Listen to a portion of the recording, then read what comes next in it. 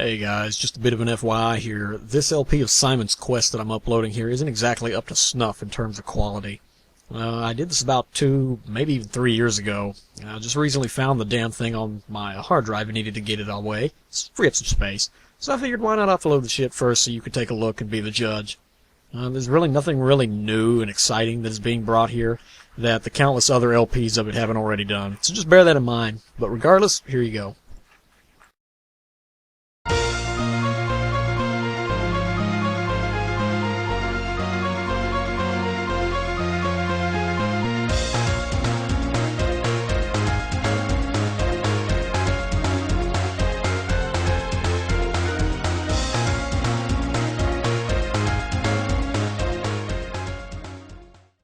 Hey guys, BMS here, and I figured that since I'm on the Castlevania shtick, why not tackle another of the more, shall we say, memorable games in the series? Of course, I'm talking about Castlevania II: Simon's Quest for the original Nintendo. First off, the prologue does absolutely nothing, really, to explain the down and dirty plot of the game. The overall objective is the same, though, kill Dracula, but there's a bit more to it than that, which we'll get into.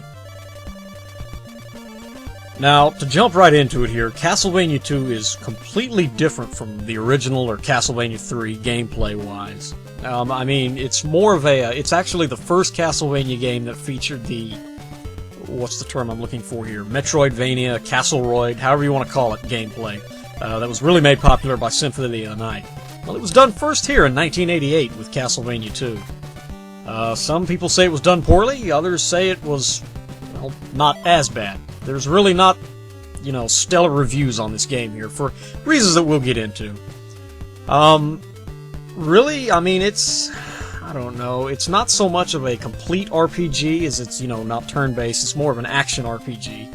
You still got the platforming elements of the original, you run, you jump, well, I should say you walk and you jump, you whip things, kill Dracula, blah, blah, blah, blah, blah. The core gameplay is still the same, but the way you go about it is a hell of a lot different. Really, you need to progress through the game, you need to collect certain items to go to unlock new areas, and ultimately meet Dracula and kill him. Very different from the stage-based gameplay that Castlevania 1 made popular. Right now, we're farming for hearts. As mundane as this is, it's a required necessity here. Hearts are used not only as sub-weapon ammo in this game, but to buy things. So right now we bought a white crystal, which keep in mind we'll be using that for later, but it cost us 50, which is all we had. We need 50 more for a certain item. Now, this is the main gimmick of the game right here, the day-night system. The game revolves around, you go so far in it, it'll switch over to nighttime. The monsters are a hell of a lot tougher on night. I think they take double damage. But they also give you bigger hearts as a reward. And also, the villages in nighttime, the townspeople are replaced with zombies. So it's a very good place to farm hearts as well, which is what we're going to be doing here. So we'll go ahead and skip ahead here, but that'll allow me to explain some more things. Now, I don't know, it's not so much you're not just restricted to your base stats. You use experience points, your hearts, you buy shit with them. But they also count as experience points, the more hearts you collect, eventually you'll level up. It's very crude and very simplistic the way they do it. There's only, I think, 6 levels here, and the only thing a level up does is, on every odd level, it will increase your health, and every even level, it increases your defense.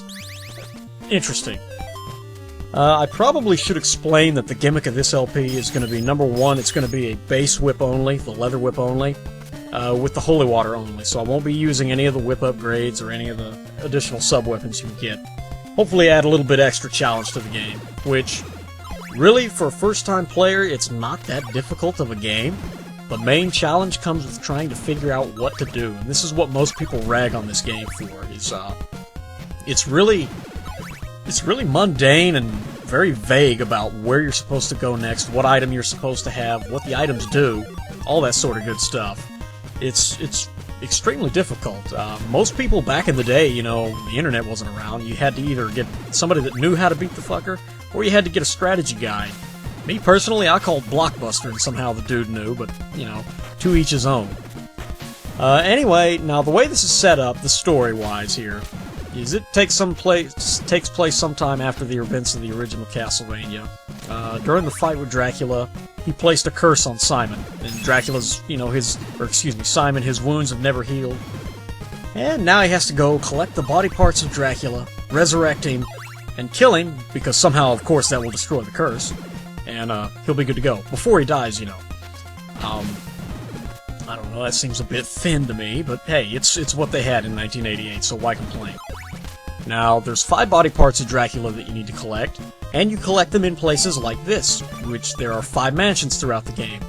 Also note, each crystal, which there are 3 in the game, give you a certain ability. The white crystal, its sole purpose is for that invisible platform there. It lets you see it. Other than that, that's it, which, I take that back. It has another purpose. In order to get the next crystal, you don't actually buy it, you trade the one you have now. Simple, yes? Of course. Now the mansions... actually, let me explain a little bit about the time system. The game has 3 endings that you can get, and it depends on how long it takes you to complete the game, you know, in-game time-wise.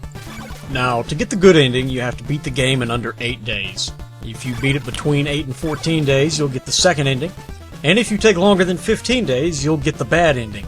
Now, let me just say right now that it's hard as hell not to beat the game in under 8 days, even with a challenge run like this. You know, let alone take over 15. That's just unbelievable. An interesting thing about the mansions, great place to level up. Time stops on the outside for whatever reason when you're in a mansion, so don't worry about that. This is the best place to level up. All the enemies drop, you know, big half hearts or super huge hearts like those gargoyles do. Okay, so the gimmick of the mansions is this. You have to go through it. It's a rather large area, kind of like we'll call it a dungeon. And at the end, there's a little orb that you have to break that has Dracula's body part in it. Simple, right? Not so much. In each mansion, there's a little salesman, which we are on our way to now. You saw him when we entered this room here. Now, you're going to have 50 hearts for this guy, but he will sell you an oak stake. You know, oak stake, vampire game, sounds like an awesome sub-weapon, right? You know, kick the shit out of basically any undead. Well, Castlevania II, they screw this theory all to hell. The oak stake does absolutely no damage to any enemy. At all. Completely useless. In fact, if you throw it outside of its intended use, you've just wasted 50 hearts. Congratulations, moron. Which, of course, we've all been there. Now, the only reason you have the oak stake is for, well, the body part. You needed to collect the body part, which, as you can see here, that glowing orb, the only way to crack it open is to hit it with the oak stake. Very simple and mundane, yes, and I don't know why they included that in there, but, you know, whatever. Also, thank God we now possess Dracula's rib. One of the many typos in this game, I don't know, it just seems very rushed to me. I mean, there's a lot of typos in this game. It's just, I don't know, it's really lazy on the programmer's part. I mean, it's not so much of a gameplay issue, it's just a lack of, I don't know, revision, I guess. But anyway, now each body part of Dracula serves a different purpose. The rib, you know, it can act as a shield and will deflect any fireball back at the enemy. Simple, yeah, but very handy, so there's really no reason not to have the rib equipped. Also a good idea that I found, when you're doing this, after you get the body part, go back to the salesman and collect another oak stake. That way you don't have to really tinker around in the upcoming mansion finding one. Doesn't save you a lot of time except on the last 2 mansions, but time saved is time saved, yes? Of course. Anyway, there's really not much more to this mansion here. I mean, we're 8 minutes into the game and we've already collected one of Dracula's body parts, so I'm going to go ahead and call it quits for now. We'll end this video with the first mansion done. I'll see y'all next time. We'll head to the next town and try and collect Dracula's second body part, whatever that may be. I hope y'all enjoyed, and I'll see you then.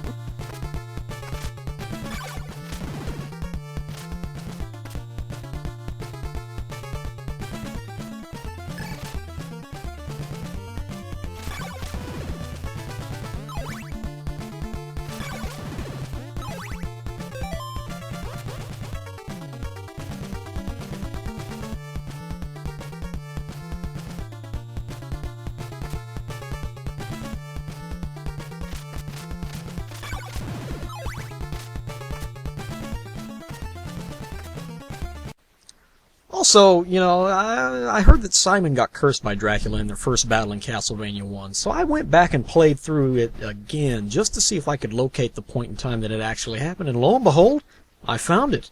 Let's take a look.